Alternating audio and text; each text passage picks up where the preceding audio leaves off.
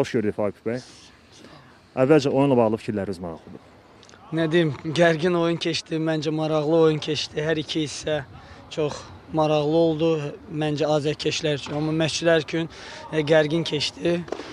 Hər iki tərəfə də məncə qələbə istəyi var idi. Bu görsənirdi. Futbolçularıma təşəkkür edirəm bu oyuna görə, bu əzmkarlığa görə, yaxşı futbol nümayiş etdirdiyinə görə, xüsusilə də birinci hissəni. Ona görə də hazırlaşırıq növbəti oyuna, hansı ki bundan da çətin olacağını istisna etmirik.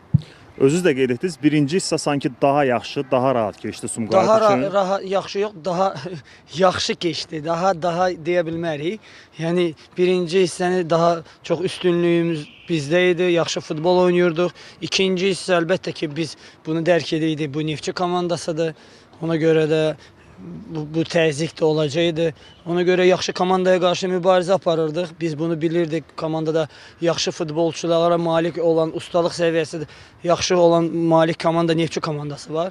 Ona görə futbolçularım məncə həm birinci hissəni, həm də ikinci hissəni də çox yaxşı mübarizə apardılar. Hətta gol epizodlarında da yəni deyərdim ki, baxmayaraq ki biz yəni 2 gol buraxdıq, amma bizim səhvlərimizdən oldu deyə qeyd edərdim. Üzülürük, amma yenə deyirəm ki, çox yaxşı komandaya qarşı mübarizə apardıq və bir xalda bizim üçün bir xaldı.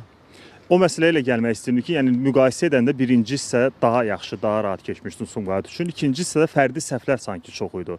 Bunu nə ilə bağlamaq olar? Rəqimin təzyiqi, yoxsa fiziki yorğunluq, yoxsa Elvin Bədalovun məsələn zədə alıb çıxmağı məsələsi də var idi? İstər oldu, amma biz görsək ki, indidən nəyisə demək, həmin o epizodda Elvin Bədalovun olmamağı ilə deyil.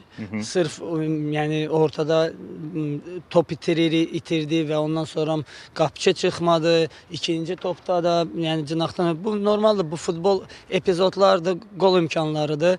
Yəni oyunda olan epizodlardır. Bunu normal qarşılayırıq. Yenə deyirəm ki, səhvsiz futbol yoxdur.